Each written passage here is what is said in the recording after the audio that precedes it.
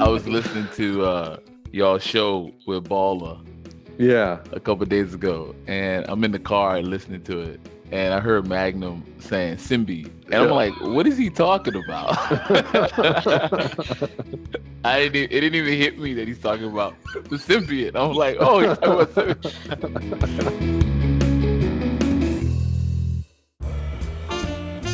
Papa's popping and locking. Magnum scrutinizing. Papa Mag's Pinecast. Welcome back, everyone, to week 9 of Papa Mag's Pinecast. Mags, it's been 52 days now since we were told we can take our NFTs off of Thetadrop. You think it's almost time for an apology? I don't know about that. I mean, I think they got us by the legal cojones, as it were, for a few. I mean, if they said a couple, I think we had them. I think we had big recourse. Very gray area with a few. Agreed. Right. Yeah. It's like just for men, just a touch of gray. That's right. But speaking of apologies, once again, it's the thing we do the most here, and we don't even do it the best. We have a lot of practice, though. Last week, you had a thing on Twitter asking, "Hey, what can they do on Thetadrop to improve it?" And we went over a myriad of different suggestions. We did, and a lot of takes that got cut out. No, just kidding. But discussed afterwards was which we recorded. We didn't get in there, so. Many people don't know, but they could know, or if they're hearing it, they're going to know now. We not only are we on Apple iTunes, and a lot of other places, we have a Gmail account. Wow. popandmags@gmail.com. And we got a suggestion for improvements that we failed to mention from none other than Theta Club. He sent us an email? We got an email from him. I mean, it's if you head on over to the Papa Mags Twitter page, you will see contact us at papamags@gmail.com. So he did. And actually, he's like one of the only people that have. No, just kidding. We get tons of emails. So let me read this. I'm going to try to do his voice. No, just kidding.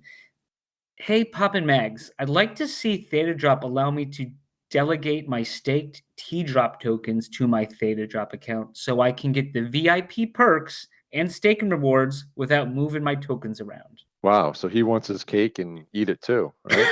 It sounds like it. I mean, I wouldn't mind having my cake and eating it too. Well, yeah, who wouldn't want that? Looks like he got caught with his pants down, though, because he pulled his T-Drop off and he missed out on the Silver Gary that came out today. Yeah, he was kicking himself for that. I would be too. But yeah, I mean, I get that. That would be cool. It's I don't see why we can't, right? They need us to stake on, to have our coins on there to benefit the system. So, I mean, why not?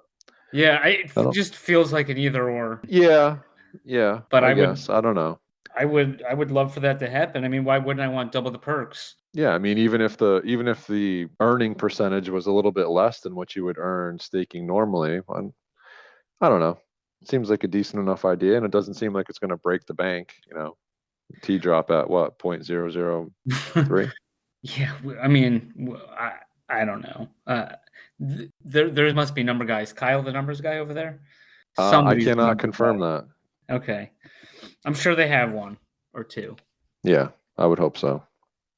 If they need one, you can find one right here. Just saying. papamags@gmail.com. At papamag, yeah. But ask for Pops. Well, I'm not a beautiful mind like you, but I do like numbers, as people on Twitter found out the other day. It's like I see something and the numbers jump out to me.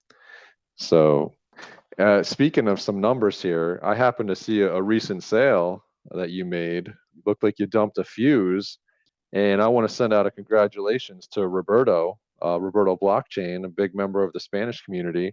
Looks like he collected his 8th fuse, and that is a solid accomplishment. And if you know, you know. Was what do you got any plans for that T-Fuel that he loaded you up with? Yeah, so it was a lot of T-Fuel, but it's not a lot of dollars. So it was, over 19,000 T-Fuel. So I put in an offer for like 19,000 T-Fuel for a zombie, and I'm waiting to see if that's going to get approved. Is that going to be your second zombie?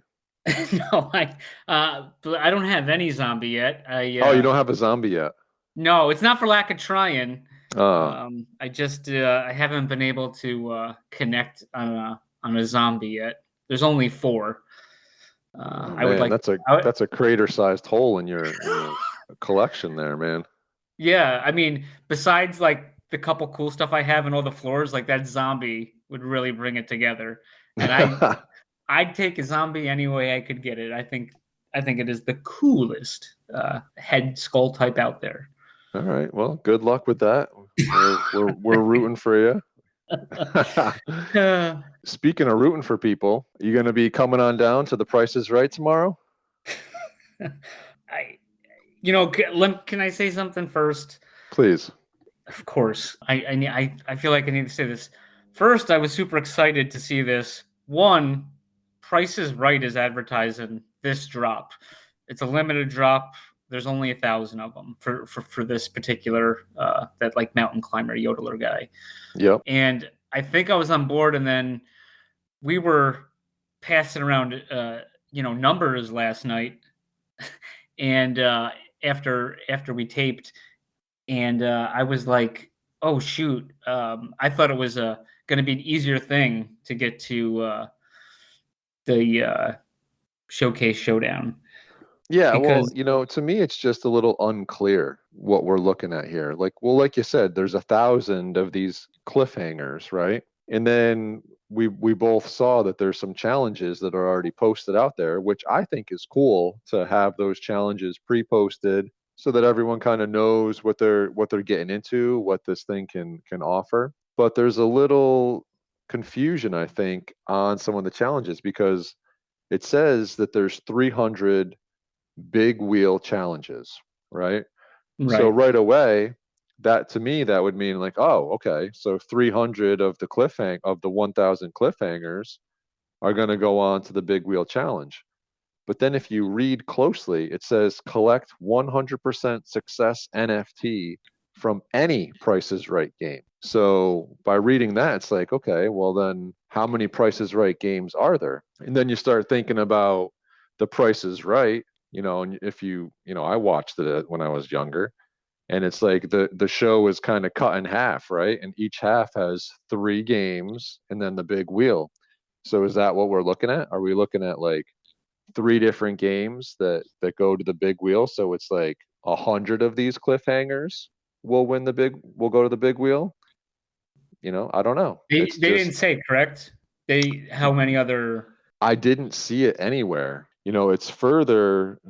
Says there's 30 showcases, right? And then there's 4. Like the grand prize is a replica Plinko chip, and there's 4 of them. And that specifically says that there's only 1 in this drop. So that's what I don't know. It just seems like it sounds like 4 then. I don't know. It could be 4, but the numbers are kind of weird for 4 because a show like 30 isn't divisible by 4 for the showcases. Right. I don't know. I mean, if 300 is, 7 could be 75 each for 4 of them, but I don't know. It's just a little. I'm not quite sure. So I do like that the challenges are posted out there so that you can see what's going on. But I just kind of wish there was a little more clarity as to what does this entire drop entail. It's similar to the way that one of the World Poker Tour drops went, where it was like part of the a main drop was only like part of a drop, and then they were like the same cards were used in another drop, and it's just I like clarity. I want to know what I'm getting into, and I want to just know from the beginning. You know what I mean? Can I say 2 things about this? Only 2, yes. Okay, I'll try. So first thing about that game, what is it? The yodeler. It's called Cliffhangers. Yeah. This was my favorite game when I Did was you like younger, the singing? especially over the summer. I'd watch it with my grandmother. Yeah. And the thing that always boggled my mind, and I haven't watched in a very long time, was do you remember this game? Yeah, the guy would like climb up the mountain. I Yeah, thought but it would. I thought it was like you wanted to stay as far down the mountain as possible, right? Because like they give you an item and you guess the price of it, and then you go up $1 for how many You're dollars off. you're off, and so Right. you don't actually want to go to the top. Exactly. But Exactly. it's very exhilarating when it does go to the top and it stops. Right. But the Yes. thing was, so I remember them always saying that the cliffhanger, it took 3.5 days to reset it so they could do it again. So you'd be lucky, I think, to have cliffhanger twice a week. It took And 3.5 days to reset it. they would always say that it takes like 3 days or something to reset cliffhanger, which I never understood. I just thought I was like, oh wow, this is very complicated, I guess. Like I'm an idiot. So I don't know if that was, but they said it multiple times. So that like seared in my brain. Flash forward, not drop related, probably like a year or so ago, I went searching the web and I couldn't find any mention of that.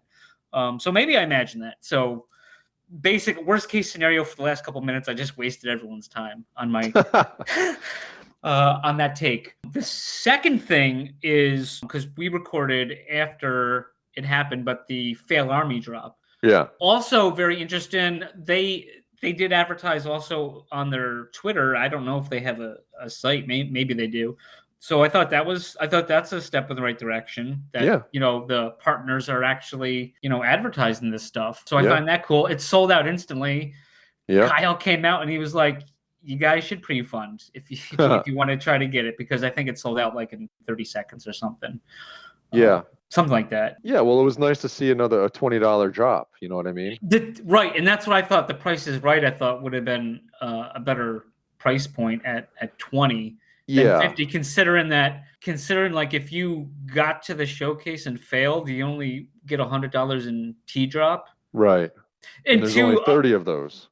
And this is not a third thing, but just if I could just slice into that real quick. We don't see what is going to happen with these NFTs. So as of recording, we don't know what's going to happen. So, but they could be super cool, possibly. So I think it would be cool if they, the ones that 100% success rate, like they go to the top and stop, and the other ones that don't just go off the edge. I thought that would be pretty neat. But and there's all those different settings. So it does look cool. I think 50. I think 50 is too much for that. 50 seems like a lot.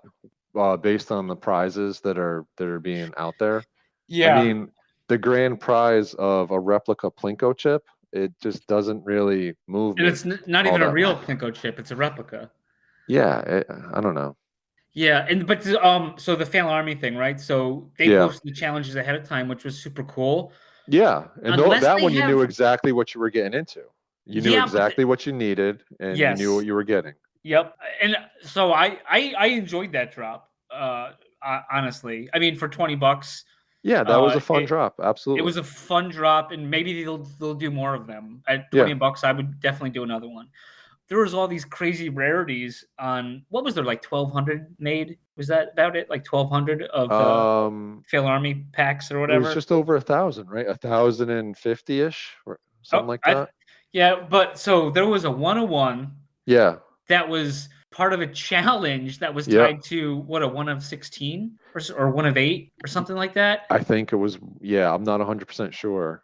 And then so there was crazy disparities in the in that, which is fine. But when you have to piece, that's rarer than some of the other ones. The second one that you need, but only one person could use it.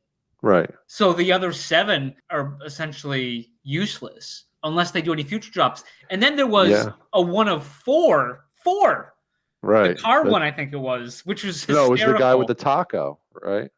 I think it wasn't the taco. I think it was the car one with the tow truck. I don't think so. I could be wrong, but that would be the first time. Well, it's on record. But so anyways, so ill regards, right? So there's 4 of them, not part of any challenge. Yeah, that's tough. Yeah. So Yeah, that's my thing. Like, what are these NFTs valuable for now? Was that it? right. If they want to do more, I think that keeps like an intrinsic value for them if they want to do some more challenges where maybe these rare ones that aren't part of it or like are no good for that, maybe they might be a key to something else. And then you have these other ones that aren't part of any challenge. So I think it'd be cool if they were part of a challenge for a future. Because if they don't keep it up, then it's just gonna die in the vine, right? Yeah. Yeah, but you did bring up something that I do appreciate. Like, Fail Army did some advertising, and now Price is Right is also doing some advertising through the company Fremantle, which is the Twitter handle that blasted this out, and Thetadrop retweeted it. I was actually taking a look. I went onto their site, and guess what it says on their site? Do you know what Fremantle is? No. A world leader in creating, producing, and distributing content. And I saw that and it was just like, wait a minute.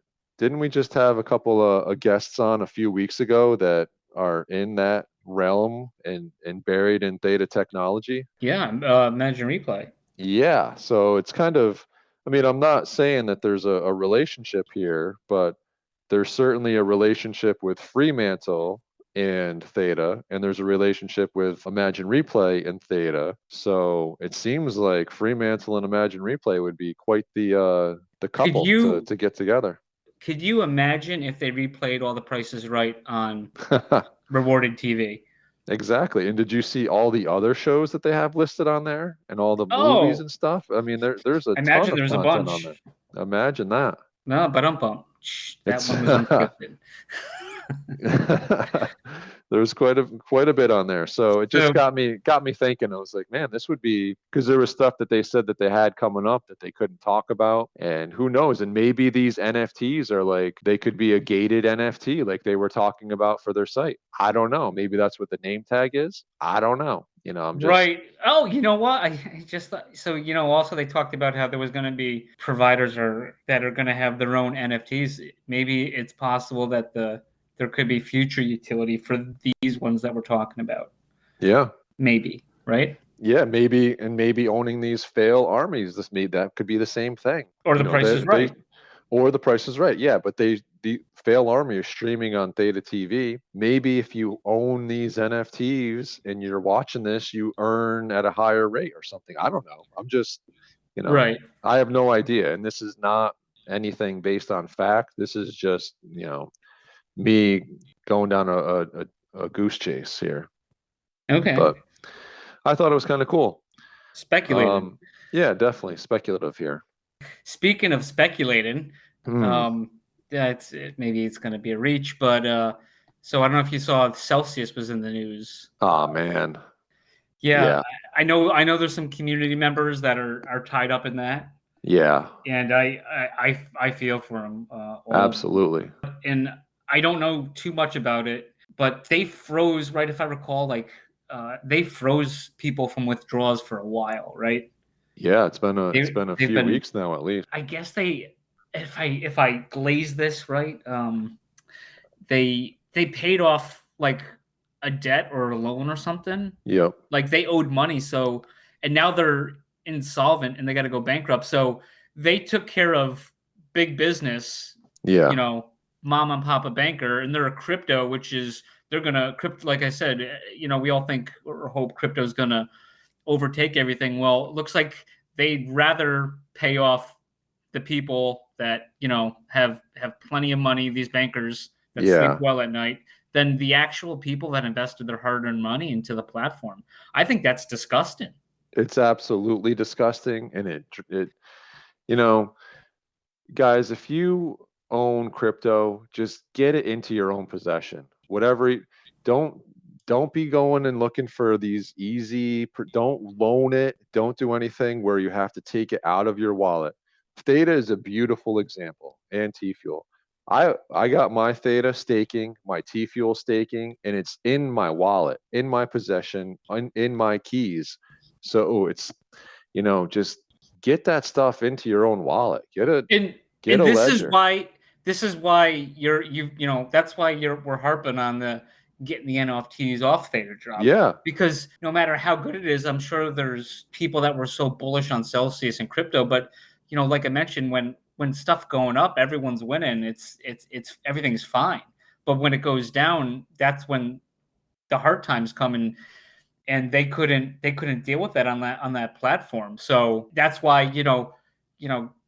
as much as I love Theta, who knows what could happen. I feel better of having NFTs, a lot more NFTs than crypto now, because what are they going to do? They're going to take people's coins to pay their bill. And then, if there's anything left, take it to bankruptcy court. Well, you're going to split my NFT up. So I don't know how that would work. Yeah, no, that's I think that's NFTs right. is a totally different thing. Like, you're Right, not going so to lose your NFT. It feels safer.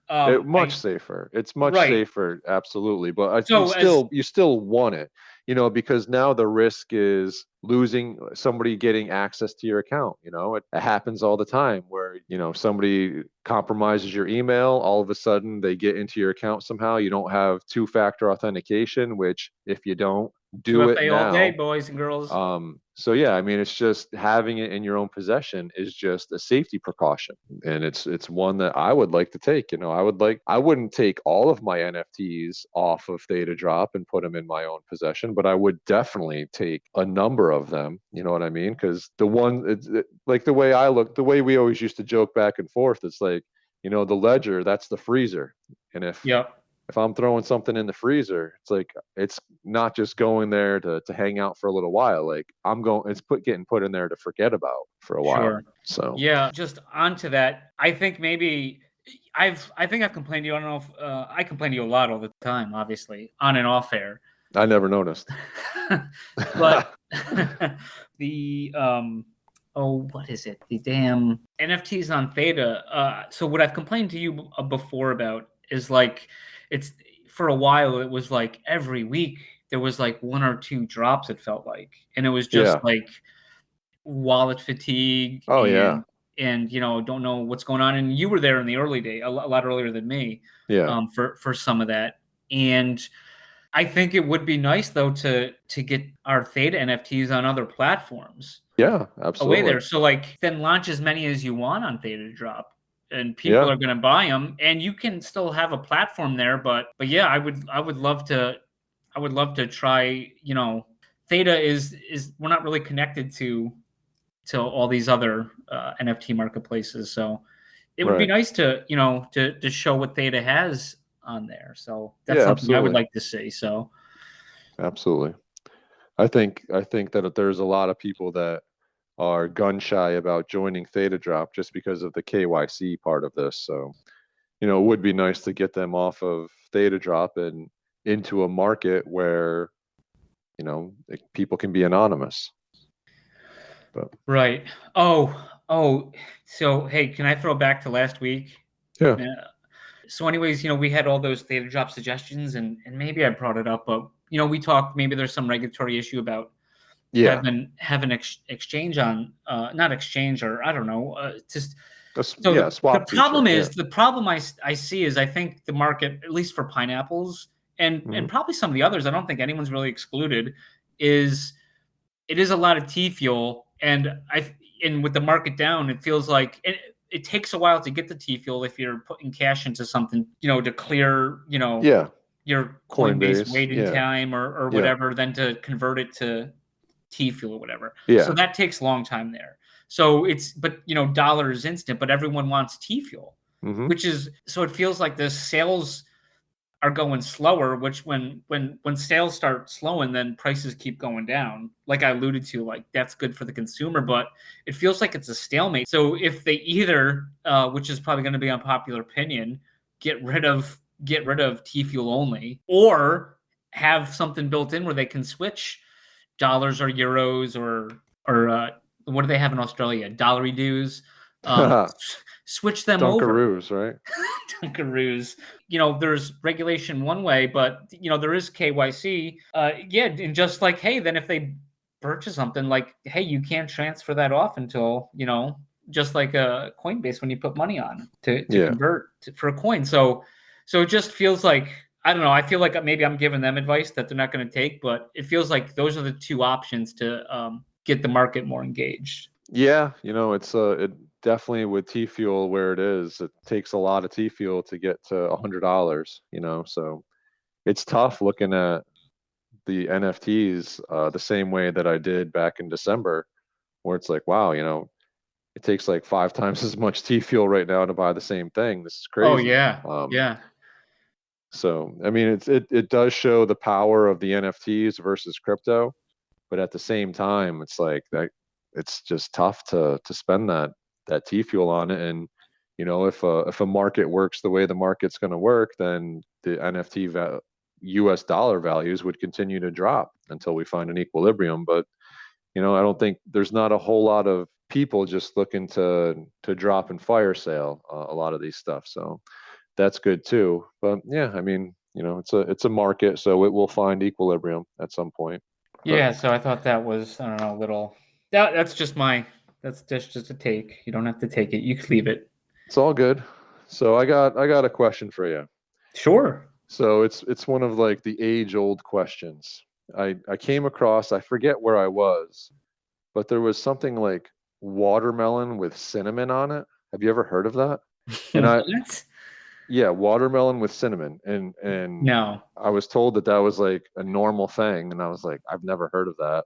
Never. And then I was also told that watermelon with feta cheese is a thing. And I was just mind blown. So now I would just want to throw it out to you.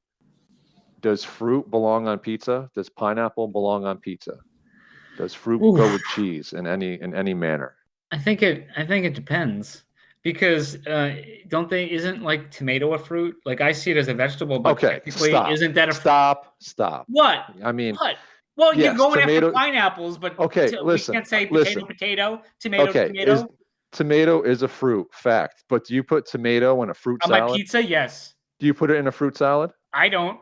Exactly. It doesn't belong in a fruit salad. So please, tomato is a fruit by name only. Continue. I think pineapple would be fine. I think pineapple's fine on a pizza if you like it. You like pineapple on pizza? I've had it. I don't order it all the time. Okay. I mean, I would definitely prefer. I love pineapple. I'm actually a really big pineapple fan. I always have been. Pineapple juice was like my thing.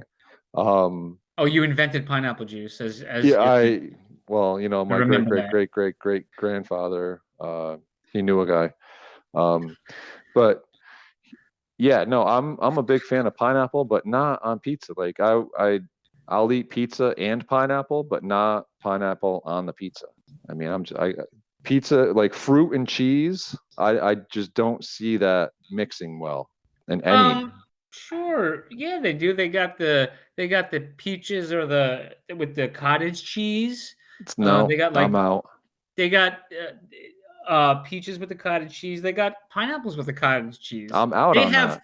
Pineapples in yogurts and stuff like that. That's not cheese. But it's dairy.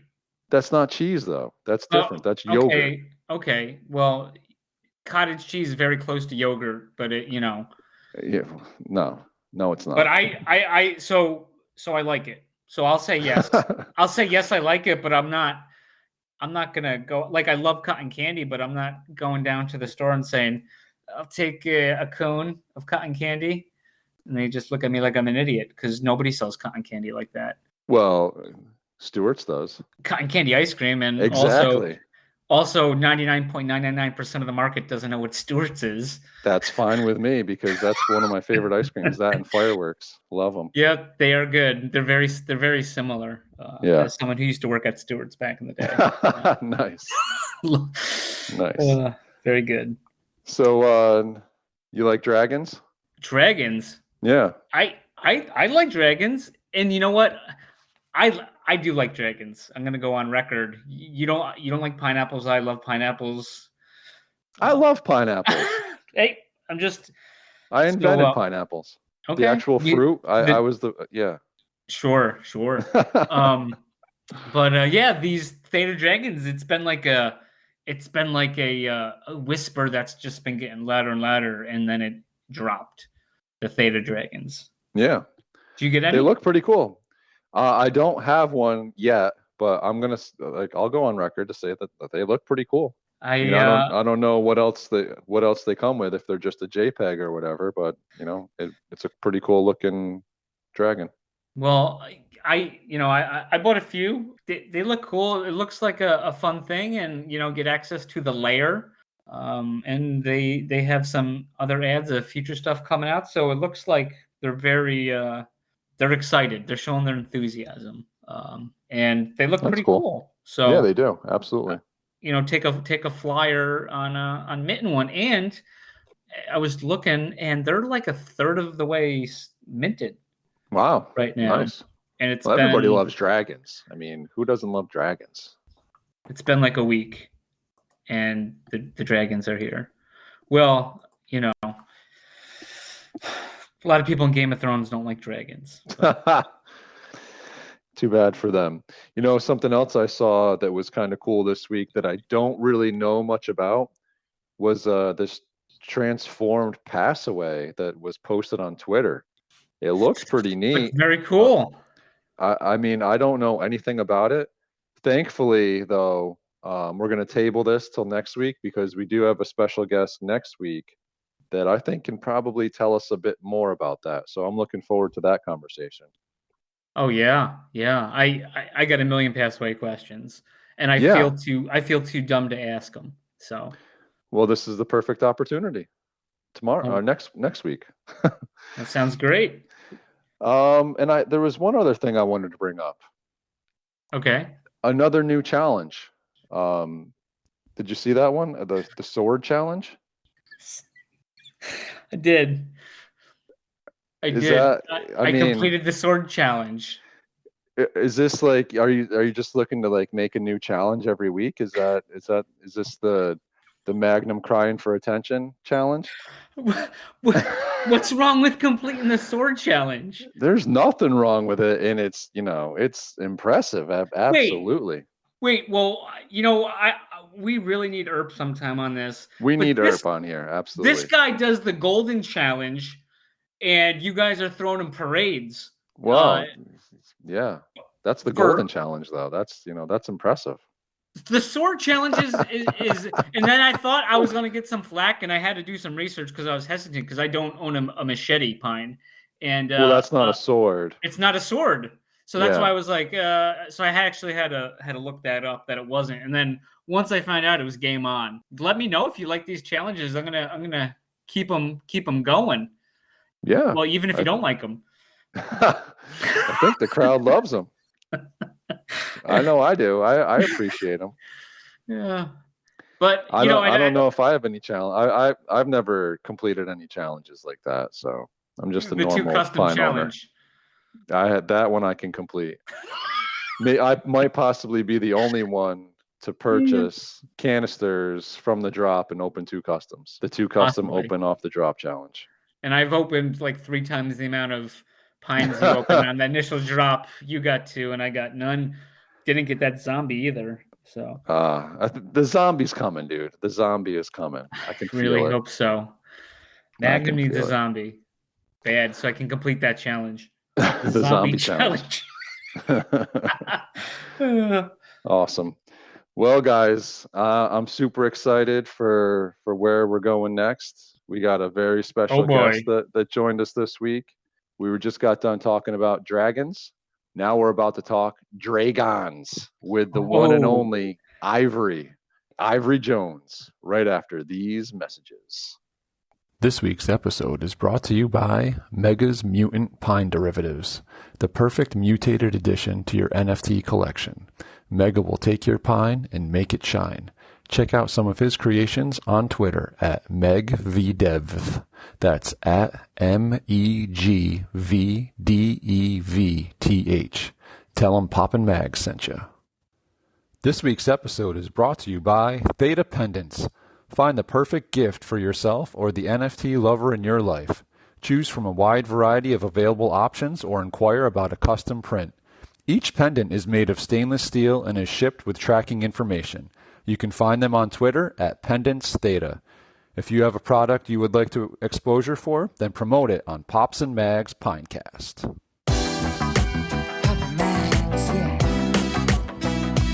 Papa Max. Papa Max Podcast. Papa Max Podcast. Good evening. Tonight we are joined by the one, the only Ivory Jones. Ivory, how's it going? Pretty good, man. Thank you for having me. I appreciate it. It's great to be had, am I right? Oh, absolutely. So, I wanted to do a little research because you're very familiar with Popper. He's very smart. I've known him for a long time, and he is very smart. He's also a smart ass, but he's a smart guy. So That makes two of us. I was looking into you a little bit on Okay. the internet. I don't know if this is true because there's a lot of stuff on there. One of the first things I came onto said that you are a pimp in Miami. That is not true. Not true. Not true. No. So apparently there was an Ivory Jones who was on Miami Vice. Don't know if you've ever heard that. I don't really remember the show, so I thought that was I felt I had to say something about that. I don't know if Oh, you've that's ever cool. heard that. It's good to get clarity. So I appreciate the the research and making sure that I'm not the pimp you're talking to. You know what I mean? Well, I guess the tie-in, if it was true, I was going to mention you have a really nice pineapple, right? Yes. Yep. That pineapple is pimp. He is. Yeah. He's very pimp. So that's where I was like, maybe there's something to this Ivory Jones from Miami Vice. So different person. You have similar characteristics of a very nice pine. So we set the record straight on that. It's good too, because I don't want anybody making that assumption. You know what I mean? Right. So it's good to set the record straight. Speaking of pines, I would have went after to represent myself or even things that I love. I would have went after the symbiote pine, Venom. Okay. Oh, Yeah, because that's a symbiote. I was type just of thinking entity. about that. Really love that Venom pine. Really, really love that one. That was one Is of my that- favorites. I don't know how it works. Is the Carnage one? Is that also a symbiote? A symbiote? Yeah. They're both symbiotes. Yeah. Cool. And I also noticed too, looking into them now, your very nice pine. It says that the background is Dynasty Dragon fruit. Coincidence? I would say that's a coincidence. Yeah. A lot of coincidences, but we're clearing the air. Yeah, definitely a coincidence. That would be awesome if it wasn't, though. I kind of wish it wasn't a coincidence. So how did that pine come about, if you don't mind us asking? Honestly, I mean, it's not much of a story. Like when the Pines were doing their drop, I got into contact from Thetadrop, Kyle specifically, and they just wanted to thank me for being a part of the community and helping with Theta. So one of the Pines were as a thank you to me. And so I just told them, yeah, man, deeply appreciate it. Appreciate the Pine project. And so it just came into my lap. It was just as a thank you for being a part of the community, offering my art to the community when I could. And it was really cool. Really cool. Did you get to pick, or did you just get that awesome one dropped on you? No, it just got dropped on me. Yeah, I didn't. Sweet. It was just total shock. Didn't know what to expect, to be honest with you. So yeah, I mean, a lot of those ones that were given like that are very cool, but I that one is really nice. I really like that one. Yeah, it was an awesome pine. It was, like I said, it was my favorite until I saw Venom. Then I was like, oh man, I needed the Venom. Yeah. The Venom was so cool. But yeah. So Ivory, how did you get into Theta? Like what was your kind of journey into crypto? That's a great question. So in 2020, I was researching crypto, or I should say Bitcoin specifically. I had gotten scammed out of 14K, kind of like my life savings a little bit. And in a crypto coin, or? Yeah, in Bitcoin. So the scam wasn't the crypto itself. The scam was no. Okay. It was maneuvering me on a certain platform and helping me, quote unquote, to learn how to trade the crypto. So it was just a scam of taking my money, basically. So it It wasn't a project that was the scam. It was just the actual, Gotcha. Yeah. the actual A practice. scammer. Yeah, exactly. But it wasn't scam. those chocolate Bitcoins that were doctored as real Bitcoins. No, So- no. It was real Bitcoin. I had a lot of Bitcoin. It was under like 5K. Yeah, it was under 5,000 at the time. But unfortunately, I lost it all. So there you go. Ugh. So anyway, once I lost it, I was really, distraught, upset, and I was really ready to walk away from crypto. But I Sure. was watching Digital Dave. And he was talking about Theta. So his channel introduced me to Theta. I did my research after watching him, and my wife, she convinced me to keep pushing forward and jump into, let Theta be the first project we jump into after the scam, after all the negative energy that we received from just being involved in crypto.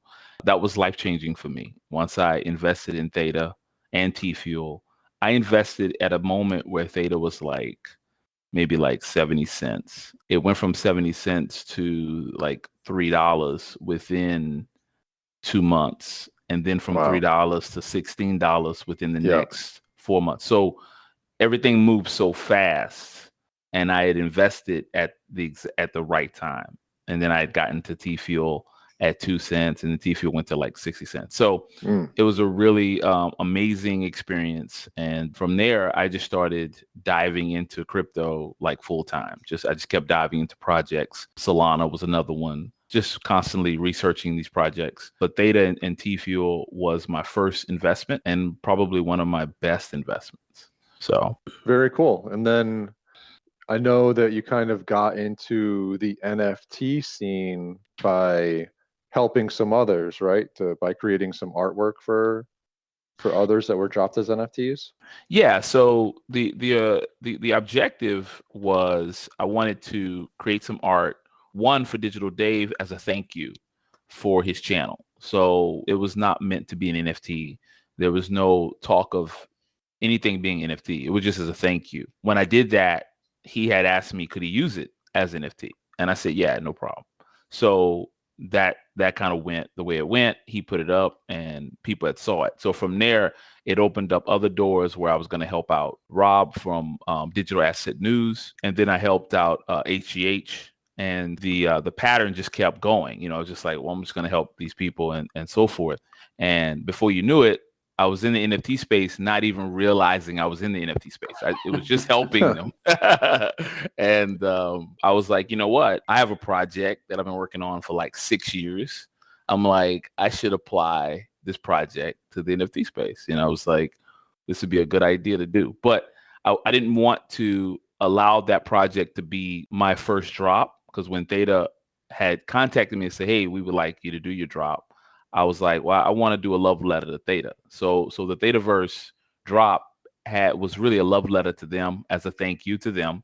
And then the project was kind of hidden within that drop. If people actually listen to some of the NFTs, like Collision NFT actually talks about the project and explains that there is a project within this drop if you pay attention carefully. So it was a mix between a thank you to Theta and then introducing Colossus as the next big thing, I guess. Oh, wow. For some reason, I was under the impression that you had been working on this project for 2 years before this, but you just said 6? Yeah, it was 6 years. 6 years. Wow. The last 2 years would be a game development pipeline, but 6 years, this project has been in my head, been put on paper. I hired a writer, Martin Reese, who's written 4 scripts now for this project, a total of 10 being built. That takes a lot of time. Yeah. Also, the characters have been made. I've made every character myself within those 6 years, but the video game development was the last 2 years where I decided to shift towards video, because originally the project was just going to be storytelling within an animation, pre-rendered animation. And I've always loved video games. Video games have been my heart, but I felt like the amount of money it was going to take and the time it was going to take to put in a video game was I just felt like it was too much. And then Unreal Engine 4.25 released about 2019 or 2018. And I was so impressed with that engine at that time. I was like, wow, there's so much I can do. If I just get the right team, we can make something special. And then that project led into NFTs because of what I was doing by myself. And 6 years total though. That's wild. I mean, I feel like a lot of these projects, it's almost like, oh, let's drop an NFT and then we'll start working on it. You know what I mean? Yeah. So this is kind of like the complete polar opposite of that. But so, oh wow, that even takes me by surprise, because I knew 2 years, but I guess the additional 4. That's just this thing's been in the works for quite a long time. So that's very impressive. Yeah, definitely. It's been a passion for me for a while. Colossus has taken many different shapes and forms as we wrote stories about what we wanted to do with the characters, how we wanted to introduce the characters. Yeah, I definitely I thought that introducing it into the NFT space would be something of a uniqueness because one, it's a storytelling project and we wanted to tell a story within the NFTs, but we also wanted the NFTs themselves to actually be displaying a story, displaying what you did in the game space. So yeah, it's been a long project. It was something that was already off the ground. It just required a presentation, and an audience. And Theta and the Theta community became that audience for me. Very cool. When was that like aha moment that you had where you kind of turned this from what you had intended to like incorporating NFTs into it? And what kind of a process did that take? I'm sure there was like a whole level of development that needed to be taken care of to incorporate those, no? Absolutely. Well, when I was working on Thetaverse, the aha moment came while I was working on Thetaverse. So I was given the green light to do Thetaverse in October. So I had 2 months to get that done, October, November. And while I was working on it, I'm using my characters. I'm using some other characters I designed. And as I'm working on it, I'm starting to realize that, okay, there's a way I could tell a story. And if you look at Thetaverse carefully, like I said, it tells an introduction to this project. So I was actually trying to use the mechanism of a visual representation. I was trying to figure out a way, how can I visually explain something to people without them needing an hour or 2 hours, but they could just get that NFT, they can see it and be like, oh, this is coming or that's coming. Oh, you can leave clues. And so all of that was like a light bulb moment for me. And I was like, okay, so at this point, if Thetaverse is a success, if it becomes a success, I can bring a team on board and we can do this together. Thetaverse was all just me by myself. And so I just needed to see if it would actually work, because the community kind of decides. I don't make that decision. The community will decide, hey, I love this, I want to see more, or this is not for me and I'm gonna move on. And so when I worked on that, I saw what I wanted to do. I was like, I'm going to say things within this NFT to try to give people an idea that, hey, something's coming. We're going to visit this planet Colossus, which is what the Architect NFT talks about. And let's see if I can get them to bite. It's like almost, let me see if the community will be like, yeah, I want to grab onto this. And it worked. The community loved it. It was a success and they wanted more. So now I brought my team on. We're about 9 devs total, 9 people all together, not including Martin Reese, who's the writer of the project. And yeah, it's all good now. So nine devs, and I know you got it's like a family business over there too that you got going on, right? Crypto Queen. yeah, definitely. Crypto Queen, Grim, who's my son. He's about 15. Yeah, definitely. We do as much as we can here, and then eight devs total. 1 other artist. I would like to add more artists as time go on, and yeah, that's a total. And I think you had the voice of Verities. It was a family member. My daughter. As well, right? Yeah. Yeah. That's my daughter. Nice. Yeah. So just to for clarification, when you say Thetaverse, you mean the NFTs that were dropped in your drop in December? Yeah. Okay. Mm-hmm. Yeah. Just making sure, Mags, you got it. I don't want to dominate here. So. No, I'm just taking this all in. All right. So I got a question for you. So I don't know how much information you want to let out here, but you know, within the Discord, there's a thing that says, "What is Thetaverse?" And it Yeah. explains, at least I'll give the first part of it. Thetaverse is like an ecosystem of projects and creators. Yeah. It goes into a little bit more, but I was curious. It's an ecosystem of projects and creators. Seems like it's just one project so far. Is there other things out there? Is there? So the objective is to have other creators come into the Thetaverse and create story-driven content, and we share that content with each other. We work on each other's projects, and then we bring that content out. Yes, there are other projects, and those other projects would be revealed when the creator is ready. So that's why I don't reveal it myself, because it's not necessarily my project. It would be a project that I might work on. One example is like Thetazilla. Thetazilla and I are working on something together. I'm doing some work for him. He's doing some work for me. And then when he's ready, he's going to release that content, and that would be considered, you know, a part of the Thetaverse ecosystem. Okay. Yeah, there's another project that, again, I can't talk about. There's been some hints on it, but I can't talk about because the creator of that project doesn't want to release that right now. Excuse me. Understood. Yeah, but the goal. So okay, so the Thetaverse is basically a community of so it is a community of creators, but like kind of like outside of each creation. So it's just, you know, you guys are helping each other, working on each other's stuff, and just, you know, helping benefit each other.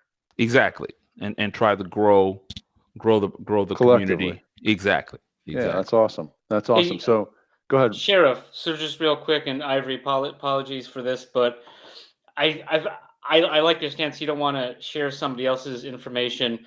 Popper seems to like to do that with previous guests we had to hey, they bought a canister and he's just blowing them up of pineapple canister. So I found that interesting. That's very cool.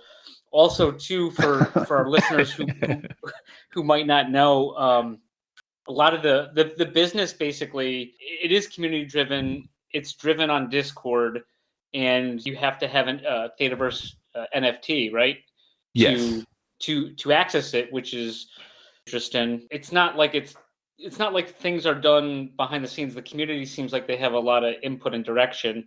Every time I read, you know, this project, it's like Groundhog's Day. Like, I get blown away and then I kind of forget about it. I just can't explain it in my head, so I have to read about it again. I don't know if that makes any sense, but it's like, I understand it, but I would have trouble explaining it to someone else. It's all right there, and on the website, which I was telling Popper right before you hopped on.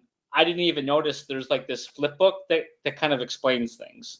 Yeah. Too. And I see, once again, I can't believe that's why I'm an idiot, and that's why he's smart. That's why you're smart, that I just came across this.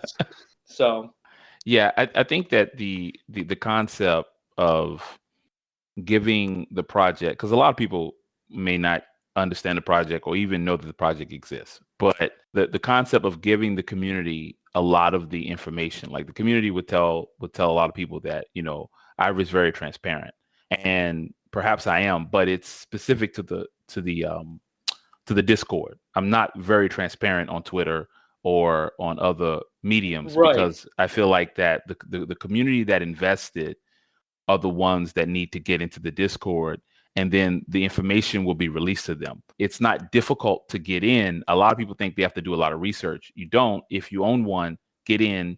That information is readily available. But the reason why I did that was because, one, I wanted to take control of how this project moves, and I wanted to allow the community to kind of make those decisions, decide how this project is going to move forward.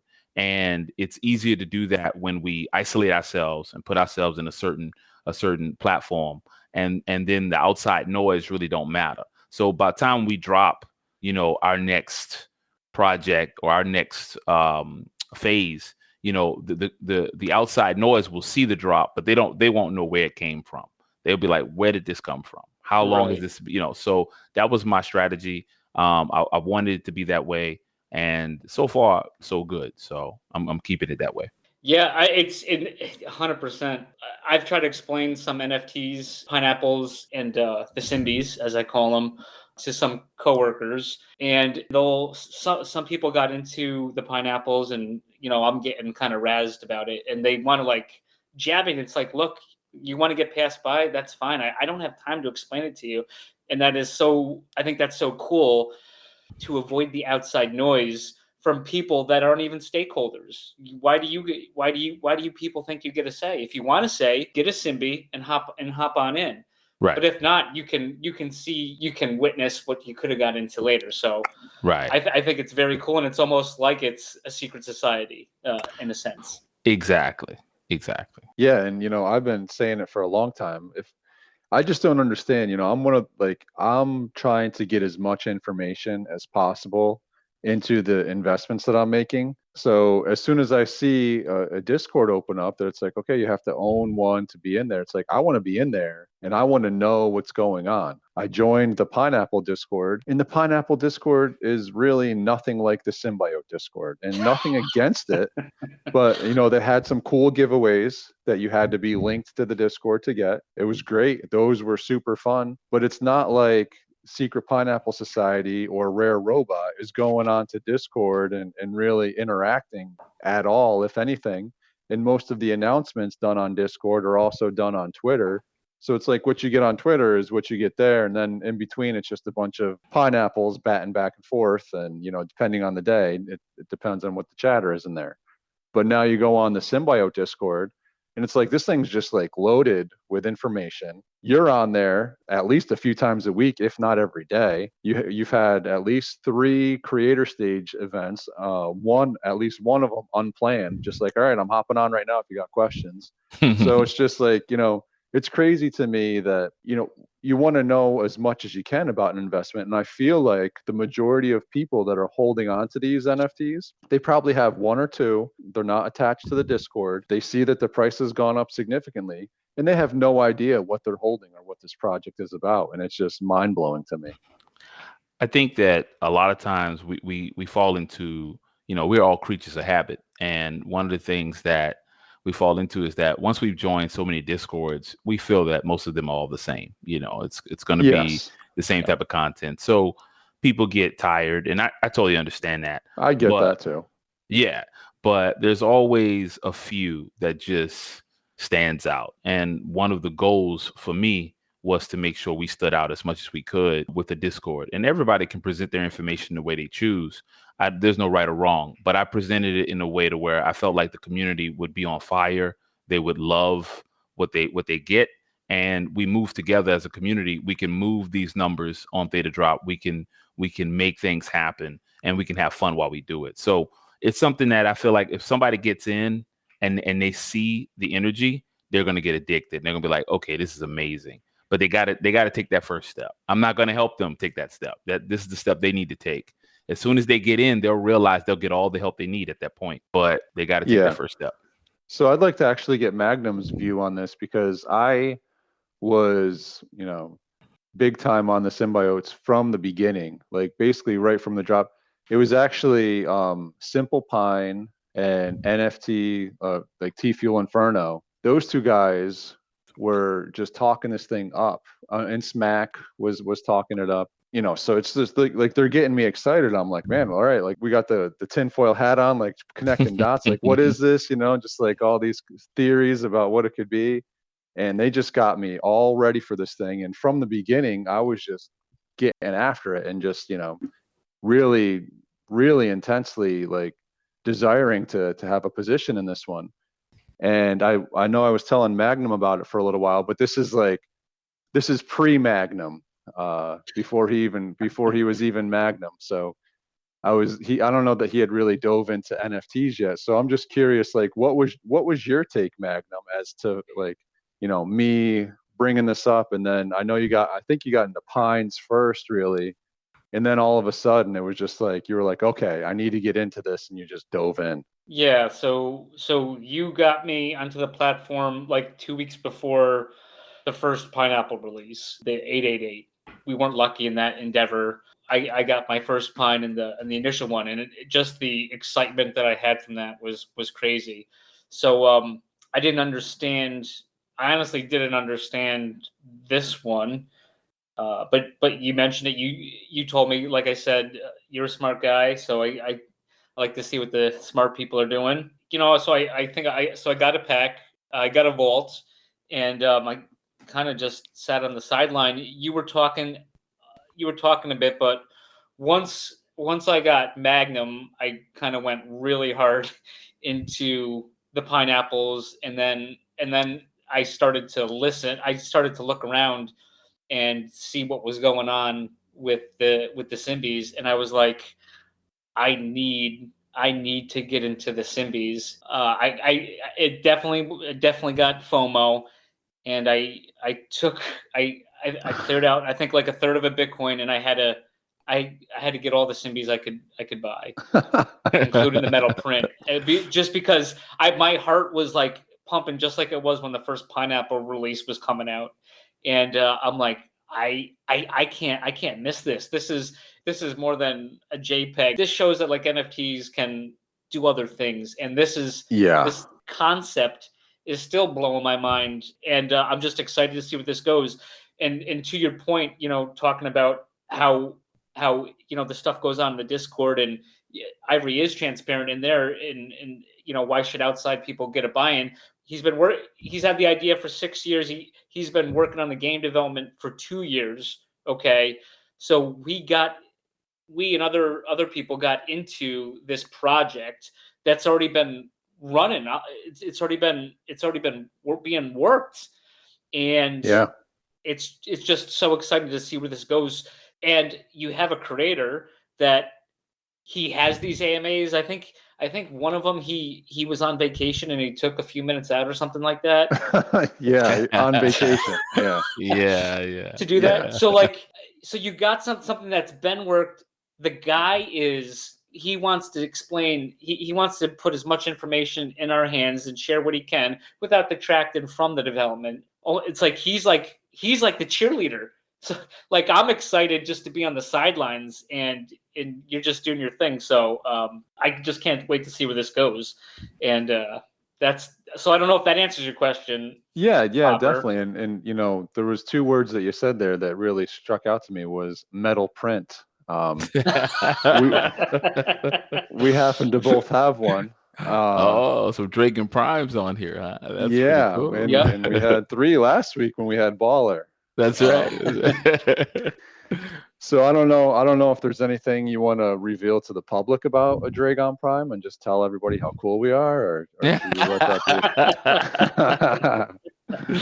Yeah, I mean, we could talk about it because at the end of the day, it's been put out there, I'm sure, by someone. I'm sure someone said something.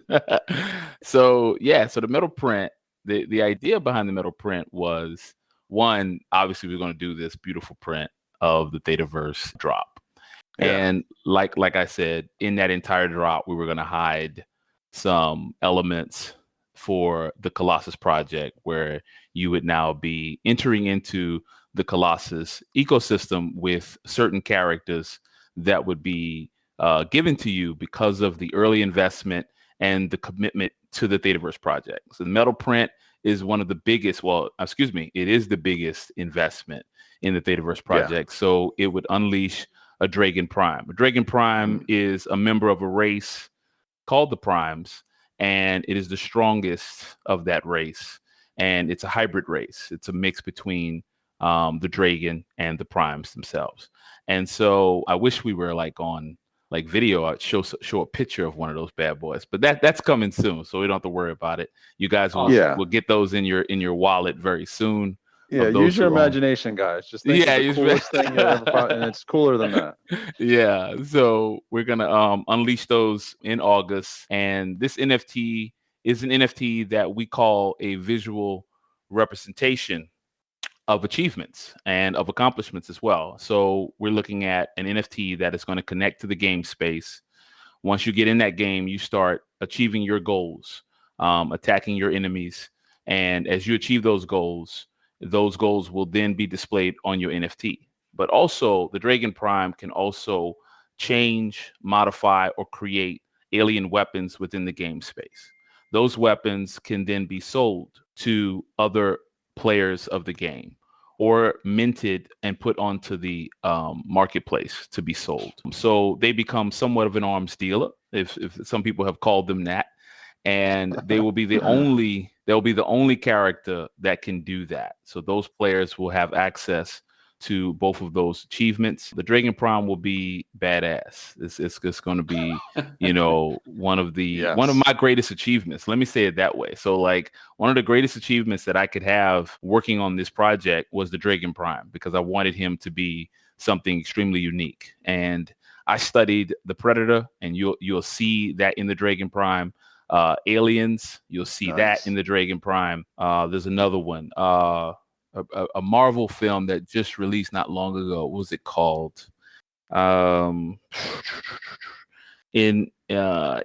No, it's not Infinity. What is it? It's a Marvel film that goes back in time with these gods facing other gods. I can't remember the name of the film. I can't remember it, but come on, Mags. That's all you. Yeah, nobody's a Marvel fan on here. Yeah, I am. I just it's been a little break, unfortunately. Okay, gotcha. I'm going to look that up now. But so I've done a lot of studies on how I wanted my character to be, and definitely the Dragon Prime is my greatest achievement. If I can have a greatest achievement, it would be that character. Wow.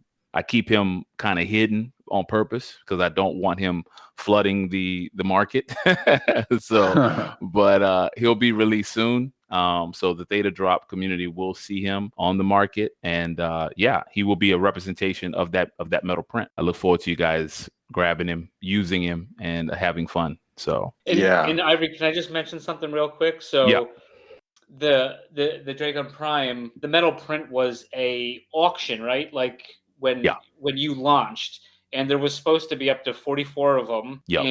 And Crypto Queen, she chimed in because there was some questions about how many actually were minted, because, spoiler alert, not all 44 were minted. Right. So the true number was 18, I believe. 18, correct? Yeah. So the true number, I believe, was between 21 and 23. The reason why it's 18 now is because people who have redeemed their metal prints, those prints have now been burned. So those prints are gone off of the platform. So the true number at this point, we don't know what it was, but it wasn't above 25. Three people redeemed their metal prints? Exactly. That's what I got so far. Yeah. So those that redeemed the metal prints those NFTs are now removed from Thetadrop. And so now we're down to 18. So 18 is left. They have not been redeemed. And it's looking good, looking real good. So, those prices are going to go up on those metal prints. I guarantee that. This is being recorded. So, someone's going to say one day, this man said it, and it did happen. So no doubt. And that movie was Eternals. I couldn't remember it. Eternals, yes. Yeah.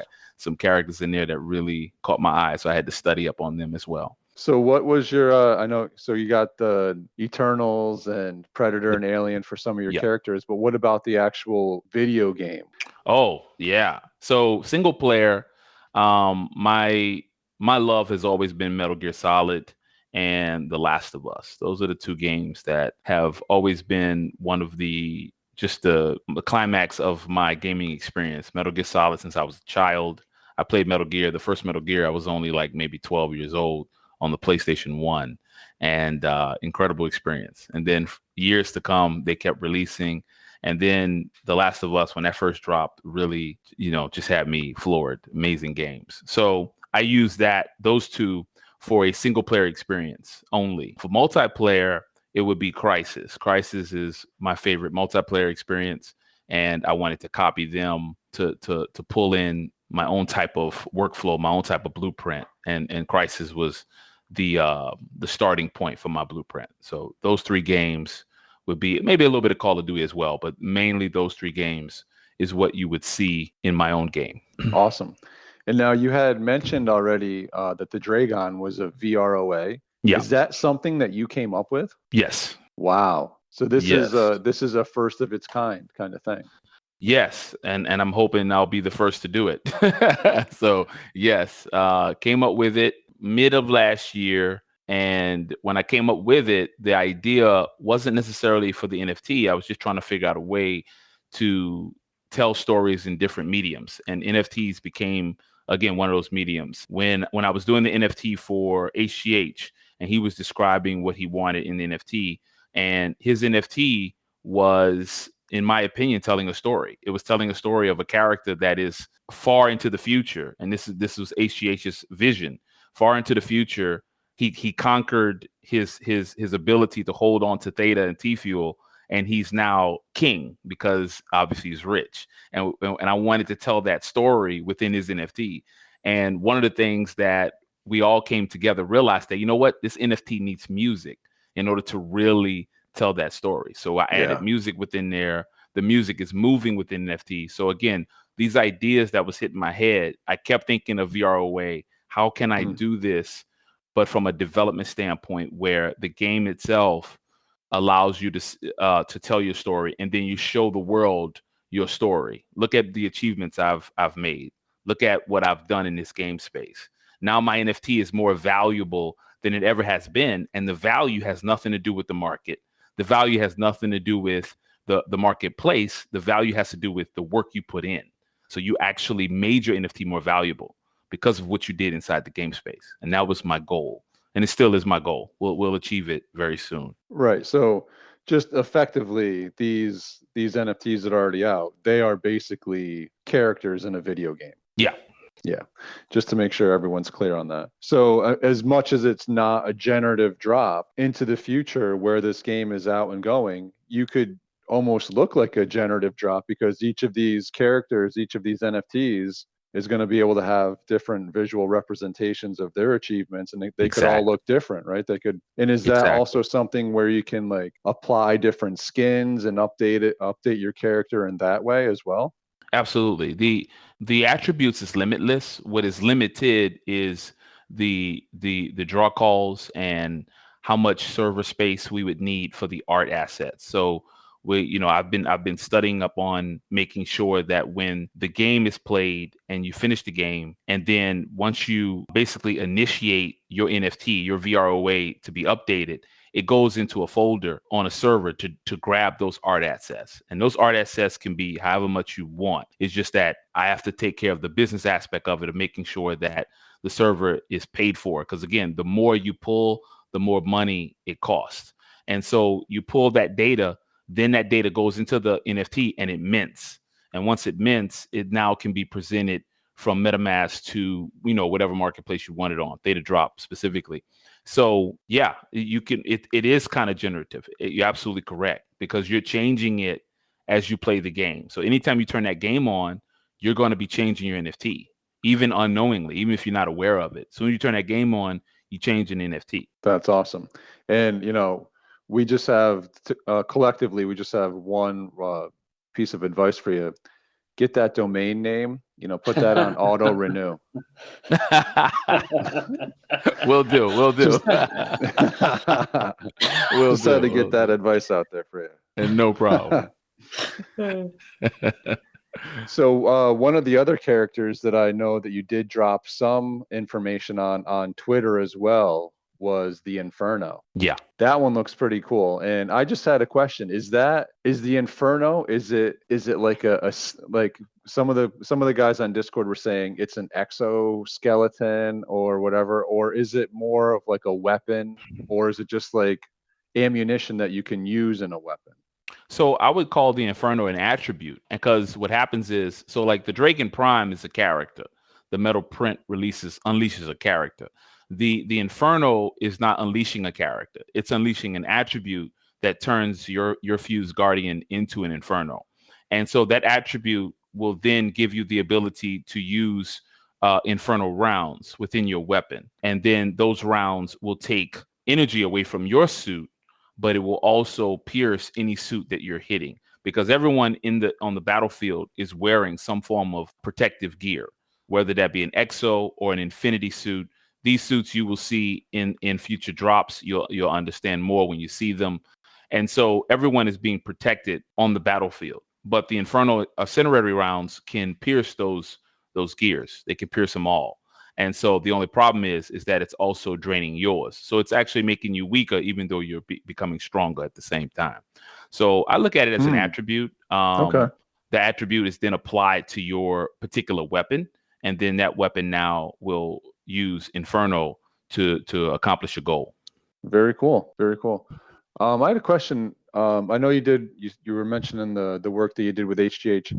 Was that the global domination one, or that was the global adoption? That was global domination? Yes. So No. Global adoption. I'm sorry. Global adoption. So all right. So that was the first one where he's kind of like sitting there and he's got the music in the background. Yeah. Real quick. HGH, is he the pug guy? Yes, the battle pugs. Wouldn't it be global Dalmatian? He's a pug guy, not a Dalmatian. Right. We got our dogs mixed up here. That's right. Come on, man. My bad. Sorry. Go ahead. So how did you come about helping out with HGH? That's a great question. I think we just connected over Twitter. I don't recall me reaching out to him. I believe that one time we just crossed paths on Twitter, digital Twitter, and he was like, "Hey man, I'm working on something. Would love to get your skill set."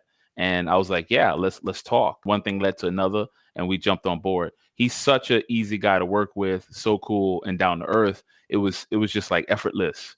It was effortless. Like I might have saw some of his work, the pugs, and I was like, love the work, love the project, and then we just started talking, and we decided to do something together. Very cool. Yeah, I like HGH. He's definitely, he comes across. He's another guy.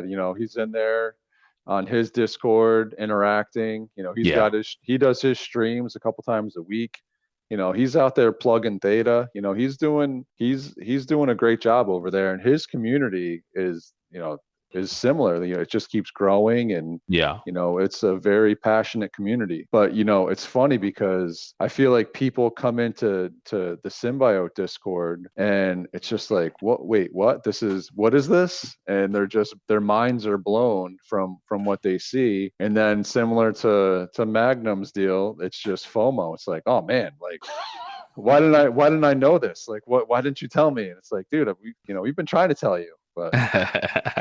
Hey, I eventually listened and bought that metal print for like 3,600. So nice. I think that's going to pay off. However, Ivory, my boy Popper here did inform me about the actual like auction for it that didn't get filled. So shame on him. I could have gotten the floor on that. But it's okay. And you know what? It's funny because all of the auctions that had happened on Thetadrop prior to that one, they were all just ridiculous. Like, it was nothing that I was really interested in. You had the custom pineapples going for just crazy money, and you had like 100,000 for one. Yeah, just wild. And you had, I think you were right after Katy Perry, right? I believe yes, right on that same time frame. Yeah, and she had her golden thing going for 600,000, whatever it was. So it was just like, the auction comes out and it's like, I didn't even really look at it.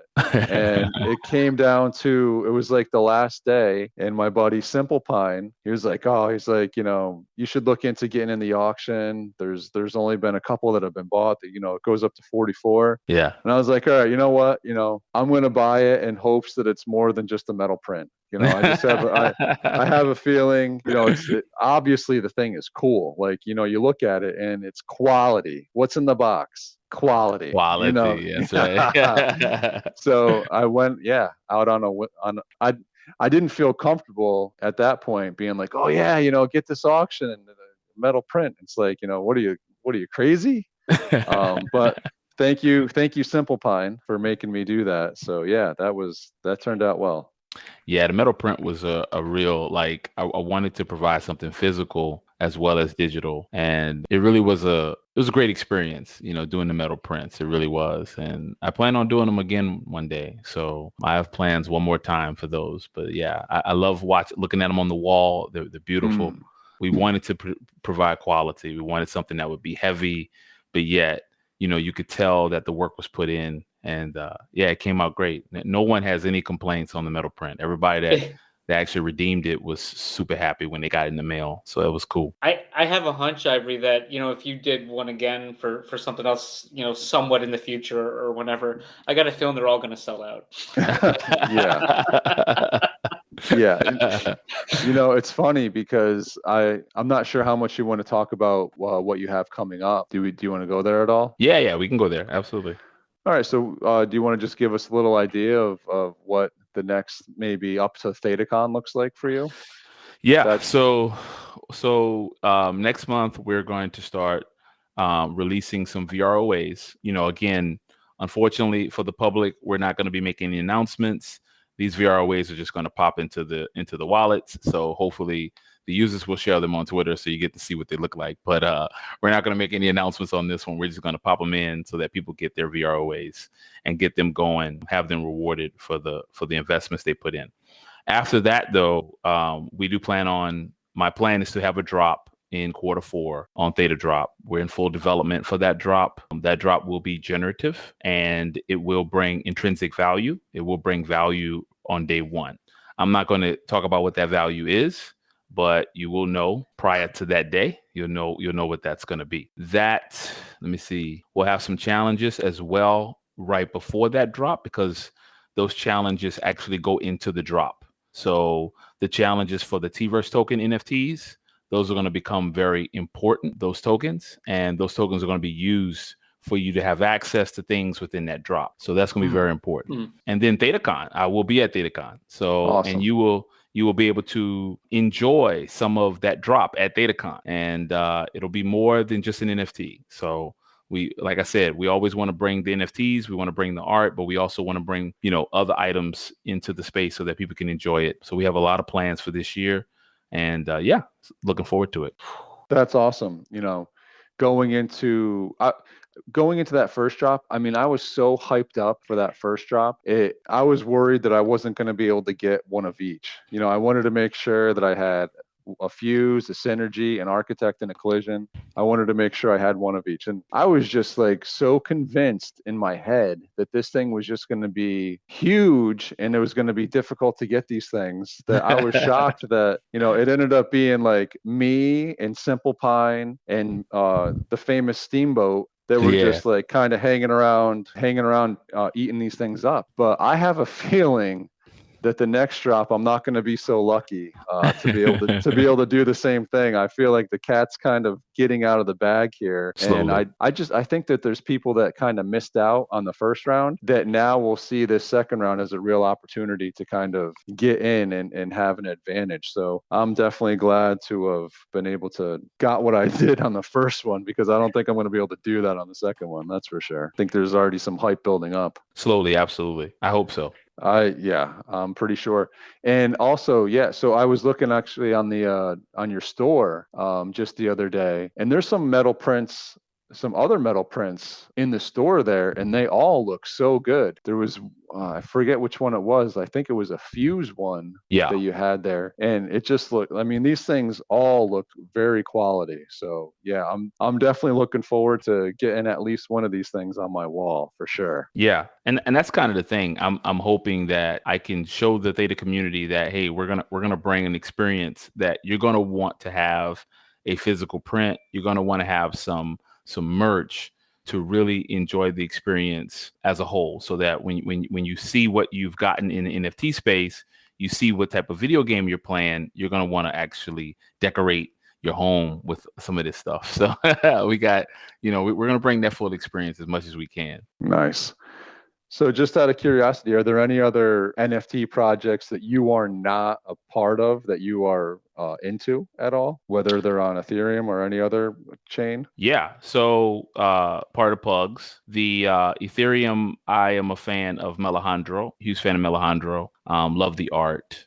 Thetazilla, huge fan of Thetazilla. Yep. Mystic Guru, and there's one other one that I just noticed not too long ago that I'm like, oh, the dragons, Theta Dragons. caught Yeah. my eye, and I was like, I got to get into there and play with those guys. I'm a dragon fanatic. I love dragons. Yeah, I love dragons. The original concept of a dragon prime was a dragon face. So I'm a huge dragon guy, and so when I saw the dragons on Twitter, I was like, "Oh man, I got to get into that. I got to get into that." The first film that got me into CG was what's it called? It's with Sean Connery. He was the voice of a dragon. That was me. Dragonheart. Oh, Dragonheart. You got yeah. it. Dragonheart. That's it. That's it. So I was maybe 17 at the time, and when Dragonheart dropped, I was like, I want to do that. I want to do that. That's what I want to do. And I kept my head was stuck on Dragonheart. I'm a huge Sean Connery fan, so I enjoyed that movie. And so Yeah. after that, it kind of pushed me into doing computer generated art. But yeah, Dragon fanatic. So when I saw the Theta Dragons, I was like, I got to get on that. I got to check those out. That's funny because I saw that movie too, and I didn't think that at all.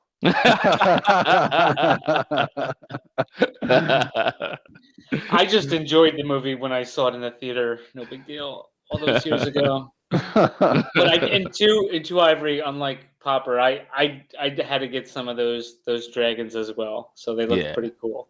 Yeah, they look pretty cool. They do look pretty cool. Yeah.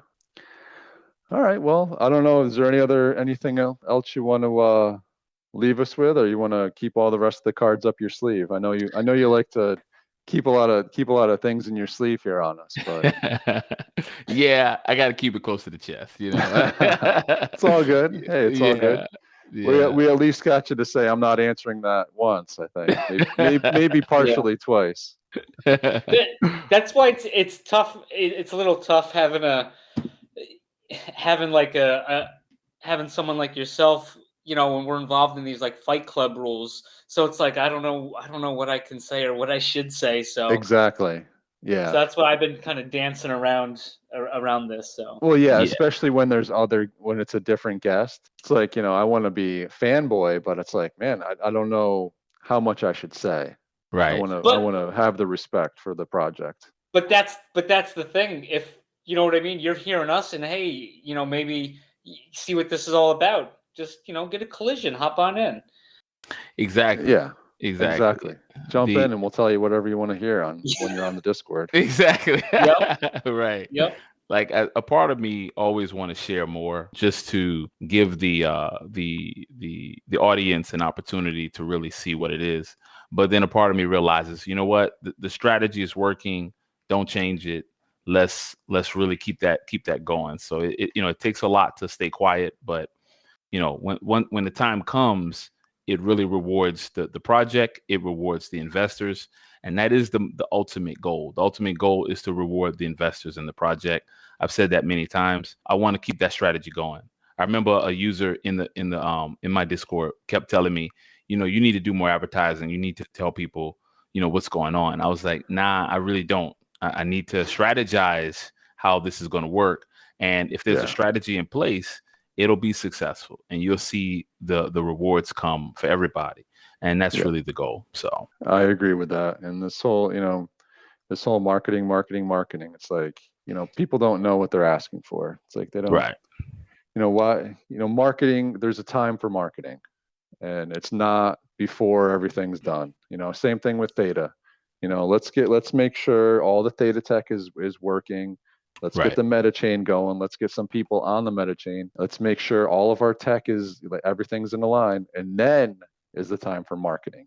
You know, which is kind of like what burns me a little bit with Thetadrop. It's like, you know, you're getting some big time names on there: Katy Perry, American Idol, Price is Right. You know, these things, they're big, but they're doing it and they're not advertising for it. And it's you know, we're still in beta, and it's like, you know, you kind of Popper, I'm gonna have to pull the Price is Right. You know, they've been advertising it. I would say Price is Right is the first one. So it's the first one. They had it on their site, and the link to take you to Thetadrop. So correct. No, that is absolutely correct. Price is Right has advertised on their website, which is very cool.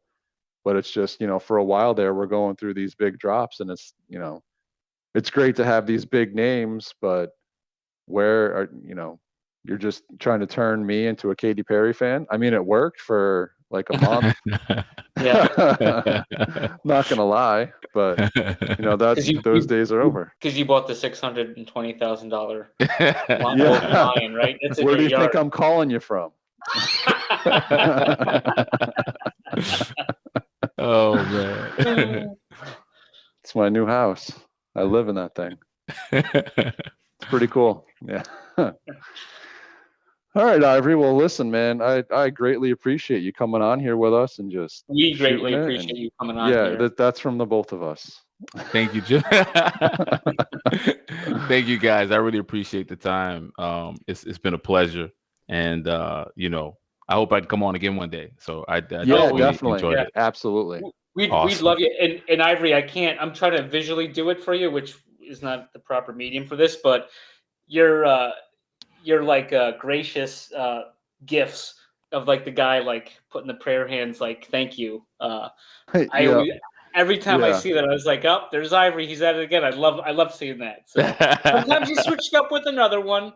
That's okay, but that one. I'm not gonna lie. When you first started doing that all the time, I thought that was you.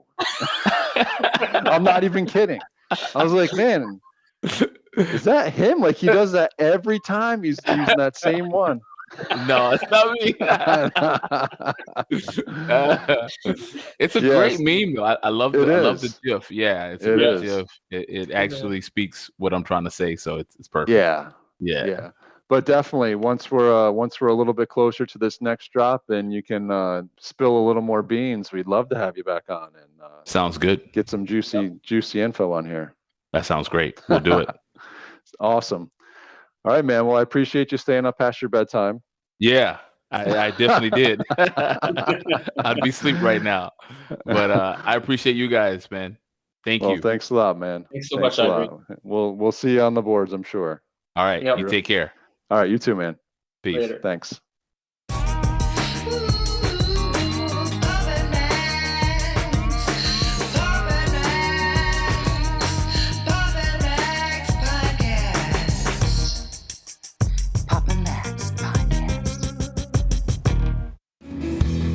You have been listening to the Pops and Mags Pinecast. Music provided by Sushi Cat. Like what you hear? Send that cat a very nicely worded compliment on Twitter at JustAddSpam. Pops and Mags is a Scumbag Hat production in association with Kyle's Hot.